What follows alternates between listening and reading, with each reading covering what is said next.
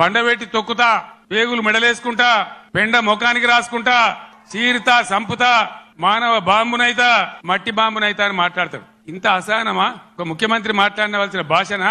తెలంగాణ రాష్ట్రానికి, సమాజానికి ఇది ఒక గౌరవమా?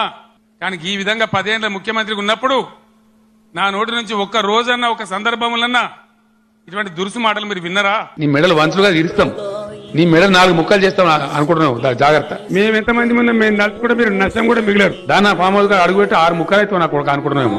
ఈ గోకాసులు ఏం లేక నలిసి పారేస్తాం, 4 గెలిచి చీరేస్తాం. కొనమని చెప్పి రెండా కేంద్ర మంత్రి కావన్నా తెలంగాణ దాతగాని దద్దమ్మ దరిద్రులు బుట్టచోరుగాళ్ళు పనికిమాలిన సిగ్గుందా మీకు? ఇజ్జతమానం ఉందా? ఈ చిల్లరగాళ్ళు, ఈ కిరికిరిగాళ్ళు, కిరాయగాళ్ళు సిగ్గు లజ్జాయమని ఉంటే మేము ప్రిపేర్ అయ్యి రాలే, పీకెతందుకు వచ్చినావా? అంటే వద్దన్న కుక్కలు కొడుకేవాడు ఏం పీకెతందుకు పోతాను?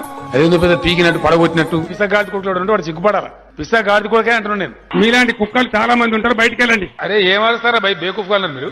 బుద్ధిలేదు సార్, సిగ్గాన్ని ఉండాలి, ఇజ్జతాన్ని ఉండాలి. దరిద్రపు గాడిదలు ఎక్కడి నుంచి పుట్టినారు ఈ తెలంగాణలో? మీ బతుకులు చెడా.